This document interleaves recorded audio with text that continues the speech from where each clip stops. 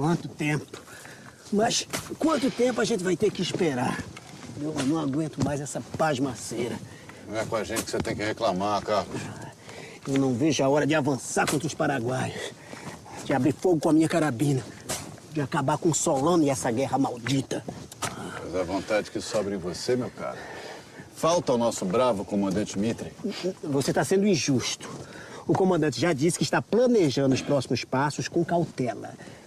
É um homem prudente. Excesso de prudência, pra mim, tem outro nome. É medo. Eu também cansei. Meses parados aqui nesse pântano imundo, cheio de doenças. O hospital de campanha está abarrotado. E a comida está acabando. Alguém tem notícias do Alfredo? Eu tive lá semana passada. Parecia melhor. Mas eu não voltei, não. Aquele lugar é muito deprimente. Ao lado do Alfredo, tinha um leito com um soldado, o Juarez. As pernas do coitado estavam gangrenando. E ele gritava, ele pedia que cortassem, que ele não queria morrer. Mas não teve jeito. Era um homem valente. Um voluntário da pátria. E olha que abriu mão de todos os benefícios que o imperador ofereceu. Se tivéssemos mais homens como ele, e menos como meu primo, essa guerra já estava ganha. Qual o problema do teu primo? Ele é da Guarda Nacional. Quando a guerra estourou e a Guarda Nacional foi chamada para completar as tropas do governo, o que fez o covarde? Um acordo com o empregado. O pobre homem ganhou 200 mil réis para vir lutar no lugar do meu primo. Resultado? Morto. Com um tiro na cabeça. Quando o Paraguai invadiu o Mato Grosso, a população correu para defender a pátria. Agora que a empolgação passou, eles fogem do alistamento como o diabo foge da cruz. Por isso o governo está apelando até para os escravos. Ganha todo mundo, não é? Os senhores ficam com a indenização. E os pretos com a liberdade. Se não morrerem na guerra. Mas o Alfredo, ninguém tem notícias? Não. Bom, eu vou até lá. Alguém me acompanha? A gente está de serviço na trincheira. Ô, Martins, aproveita e pergunta pro nosso bravo soldado como foi que ele arrumou aquele ferimento. Não foi em batalha? Foi nada. Ele voltou inteirinho. Dias depois deu baixa no hospital, com um rasgo na coxa. E se você perguntar pra ele, ele desconversa, não conta como aconteceu. Vamos ver o que eu desculpo.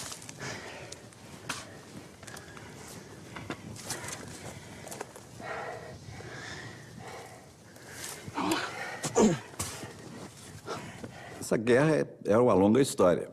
Isso já é disputas sobre o controle do Rio da Prata, que já vem desde o período colonial, as disputas entre Espanha e Portugal.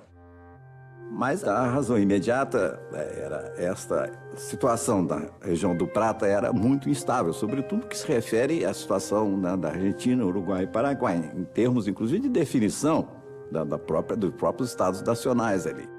Para o governo imperial era importante o Rio Grande do Sul. Aquilo ali era uma espécie de anteparo, né, diante da Argentina. Agora, o que ninguém esperava é que, né, um quarto ator fosse entrar nessa história, que nunca tinha entrado, que era o Paraguai, que estava sob o controle do Lopes, que tinha ambições napoleônicas, né, no Prata. Durante a guerra, Lopes, tanto na Argentina como no Brasil, era visto como um tirano bárbaro, né, um maluco, um louco. De um lado ele era muito megalomaníaco, né? E de outro lado também tinha um aspecto de crueldade muito grande, né? Ele mandou matar irmãos, ele prendeu a mãe. Além disso, o Lopes era um sujeito que naquela época promovia um processo de modernização controlada do Paraguai. Né? Investia no exército, investia um pouco em engenharia, basicamente no sentido de modernizar o Estado. Mas a ideia de que ele era um líder nacionalista, mais avançado do que o seu tempo e tal, nada disso procede. As versões que contam um Paraguai potente, um Paraguai que era uma ameaça à presença britânica, isso tudo é absolutamente história da carochinha. Quer dizer, essa ideia de que havia um interesse específico da Inglaterra, no sentido de penetrar no Paraguai e tal, também não procede. O próprio governo Lopes, num certo sentido, é um governo modernizador do Paraguai. Modernizador e liberalizante do ponto de vista econômico, ou seja, ele vai abrindo aos poucos o Paraguai à presença europeia e estrangeira.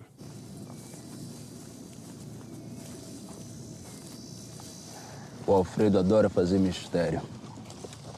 Mas eu sei como foi que ele se feriu. Ele se feriu porque ele voltou ao campo de batalha. E por que ele faria essa estupidez? Vocês conhecem o Alfredo. Dias depois da batalha, o avoado deu pela falta do seu sabre. Ele procurou pelo acampamento todo. Só faltava procurar em um lugar. Ele sabia que era perigoso, mas a vergonha de ficar sem o sabre era muito pior. Valia a pena até enfrentar aquele mar de cadáveres inchados, disformes e putrefatos que estavam lá cobrindo o chão.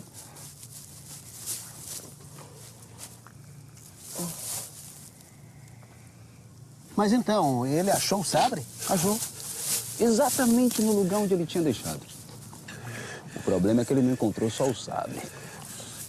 Ele deu de cara também com 3 paraguaios.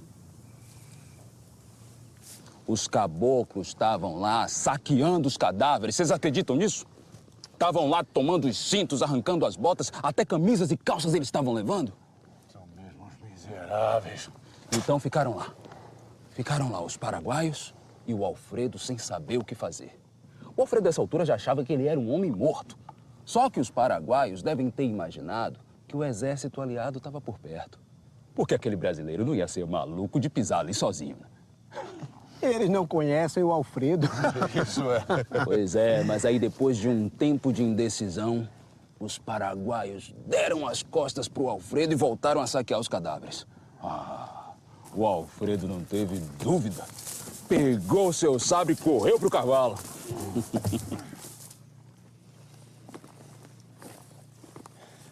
Mas afinal, como é que ele se feriu?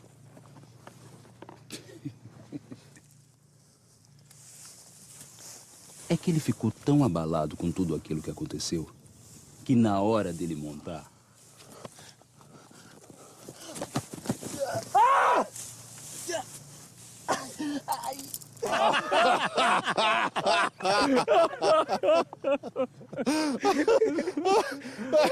Caí no próprio sabre? Ah, não. Olha, mesmo pro Alfredo, isso me parece improvável, hein? E os paraguaios deixaram o brasileiro ir embora? Duvido. Eles são cruéis, assassinos, degoladores. Olha, eu soube de um paraguaio, do atirador paraguaio negro, que voltou de uma batalha com 9 cabeças de soldados aliados para presentear Solano Lopes.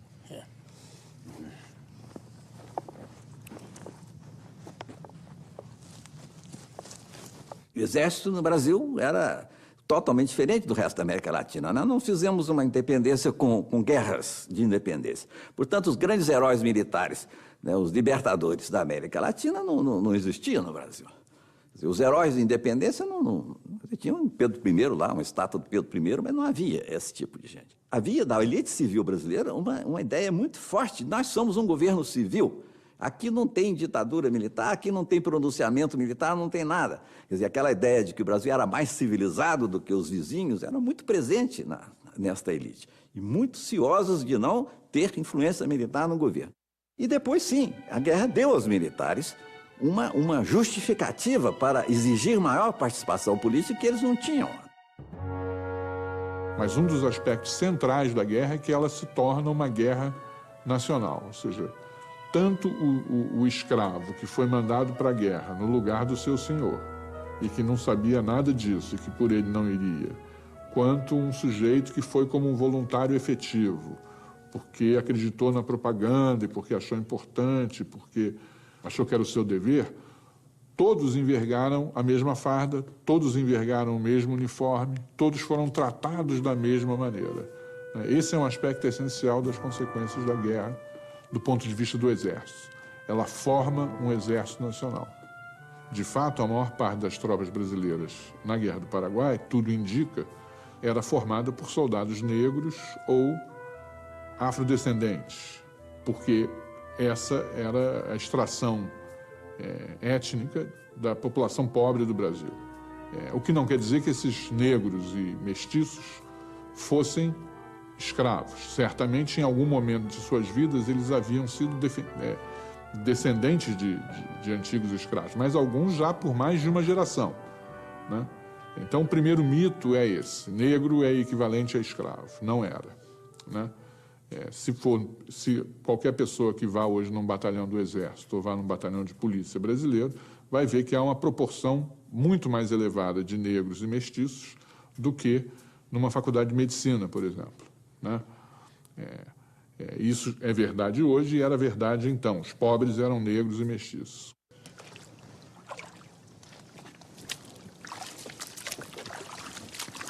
Não sabe de nada, João. Eu vou contar o que aconteceu de verdade. Uma noite, nosso bom amigo estava sentinela. E vocês sabem como as trincheiras por aqui são próximas. Há um tiro de pistola.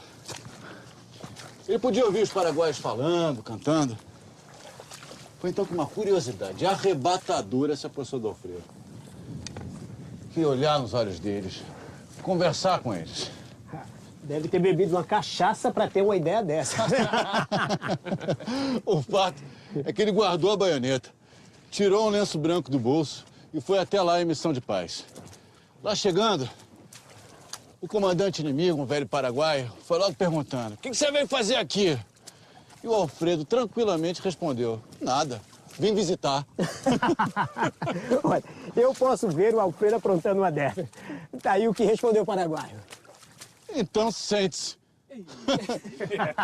E lá ficou o Alfredo, conversando e bebendo com os inimigos como se fossem os melhores amigos.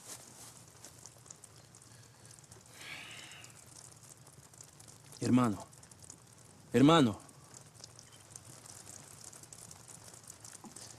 E tudo ia bem. Até que o Alfredo resolveu convencer o comandante inimigo a desertar. Diz que Solano Lopes era um ditador cruel, que dava ouvidos aos caprichos da sua amante. E ele ficava gritando: "Onde já se viu dar ouvidos a uma cortesã?" Aí o paraguaio se irritou. Ainda não. O problema foi quando ele resolveu dizer, no meio da trincheirada inimiga, cercado de paraguaios, que Solano Lopes estava levando o povo paraguaio a uma derrota certa. E agora? E tem mais. Ele disse também que os paraguaios tinham surpreendido a todos. Que, na verdade, todos estavam muito surpresos de ver um bando de caboclos famintos, sem instrução e sem armas, aguentar tanto tempo numa batalha. E o Alfredo saiu dessa só com uma coxa ferida. Não, milagre ele não ter sido degolado na mesma hora. Né? É verdade que ele estava bêbado, mas os paraguaios também não estavam lá essas coisas. O fato é que o nosso amigo conseguiu escapar da trincheira e correu pela vida em direção ao nosso acampamento. Mas então, o que aconteceu?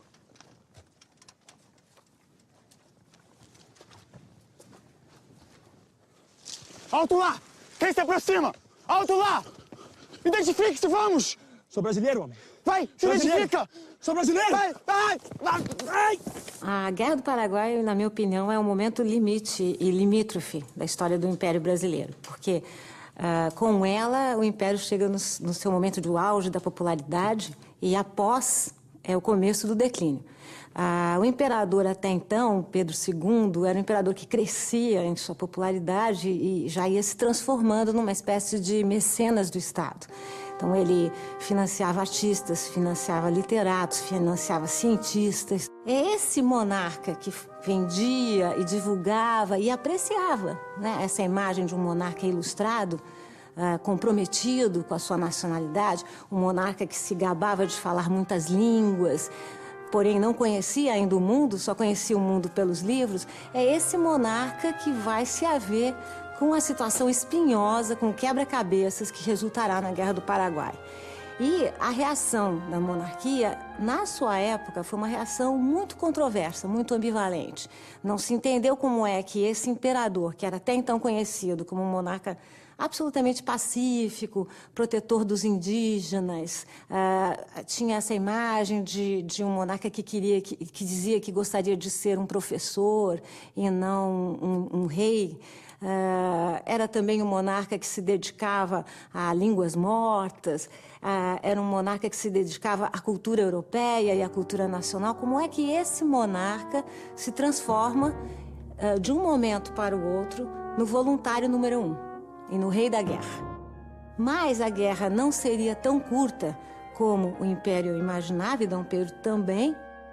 A guerra traria muitos mortos, e a guerra, divulgados os seus resultados, seria uma espécie de desastre para o Império. De um lado, ex-escravos que eram aliciados para a guerra eram libertos no mesmo momento, então aumentou o número de negros livres no Brasil.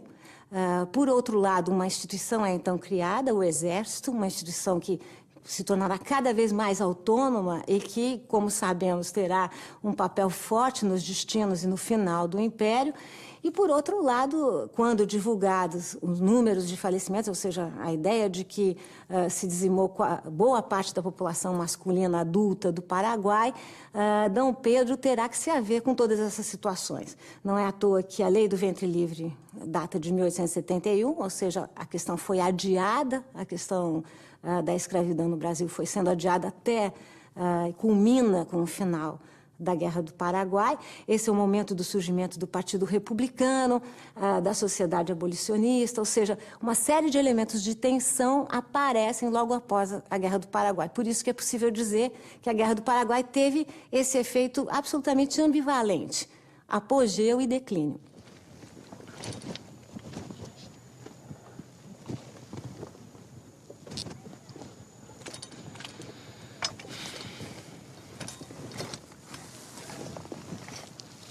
Vocês querem conhecer a verdade? O ferimento do Alfredo é fruto de um caso de amor. O quê? Vocês conhecem o Alfredo, né? Um namorador incorrigível. Pois ele se apaixonou pela Maria, a filha do barbeiro lá do acampamento. A jovem, além de ajudar o pai, vivia cuidando dos soldados no hospital. Não reclamava da falta de comida, nem das péssimas condições do acampamento. Uma jovem admirável, não, e linda. O Alfredo, então, começou a rodeá-la, a fazer seus gracejos. Em pouco tempo, a bela Maria se encantou pelo nosso amigo. Mas o romance deles mal começou, já surgiu um problema. O velho coronel Lili se encantou pela indiacinha. Mas ela, apaixonada pelo Alfredo, não quis nem saber do velho. O problema é que o velho Lili conhecia o ponto fraco da jovem. E qual seria? O seu pai. O barbeiro mesquinho aceitou todos os agrados que o velho coronel lhe ofereceu. Os sacos de milho, feijão, farinha, até uma vaca o coronel deu para o barbeiro. A pobre Maria, obediente que só ela, acatou as ordens do pai e passou a frequentar a barraca do velho coronel. E o Alfredo? Ele sabia que a sua patente não seria páreo para a de um coronel. Nem tinha condições de dar nenhuma espiga de milho para o barbeiro. Mas o amor não é facilmente vencido. Sempre que o coronel se afastava, o Alfredo entrava sorrateiramente na barraca do velho para aproveitar alguns momentos com a jovem. Mas o nosso amigo, além de um inveterado romântico, era um grande azarado.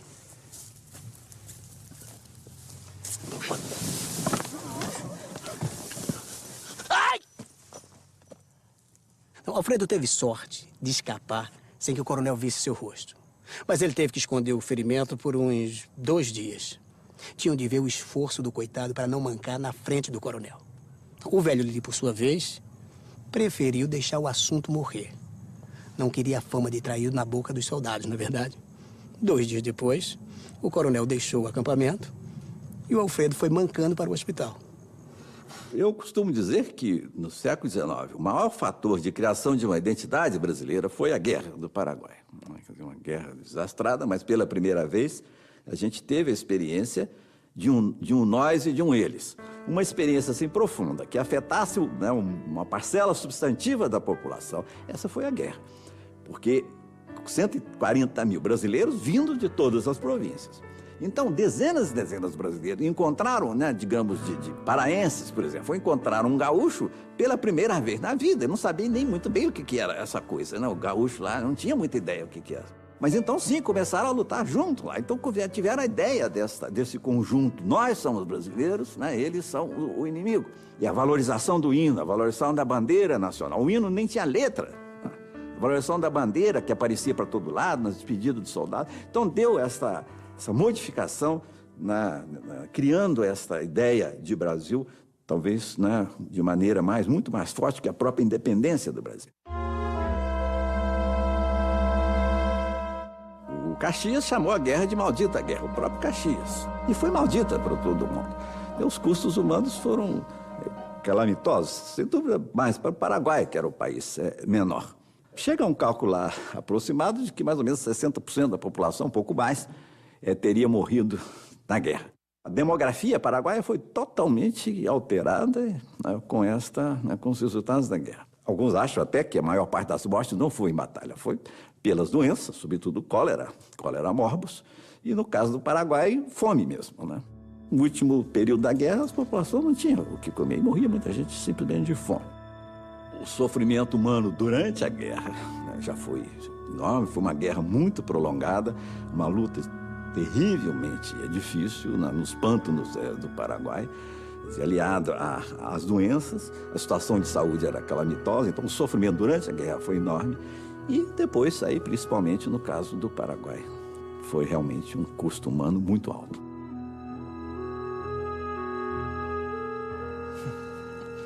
Eu não sei qual dessas três histórias é a mais ridícula. Ridículo ou não, eu garanto que a minha é a real. Ah, claro. Partindo do velho Alfredo, as três podem ser reais e ao mesmo tempo. Isso é verdade. Isso é verdade. Que cara é essa, Martins? O Alfredo. Ele se recuperou do ferimento. Mas o cólera o levou. Ele faleceu essa manhã.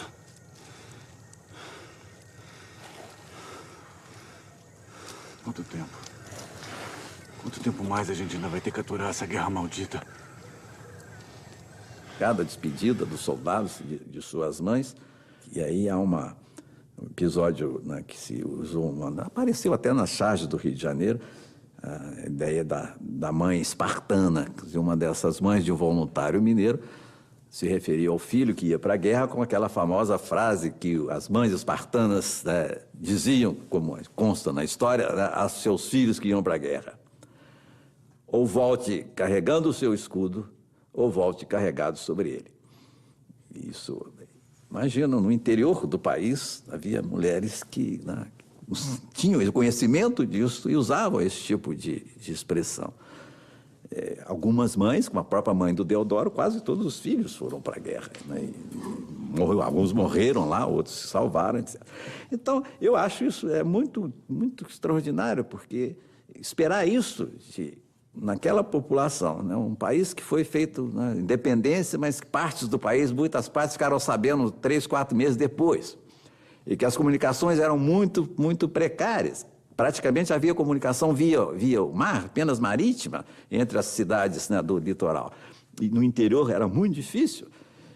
E como é que, de repente, né, aparecem estes sentimentos, estas demonstrações, capazes de justificar, no início, pelo menos, a ideia de morrer pela pátria, de lutar pela pátria.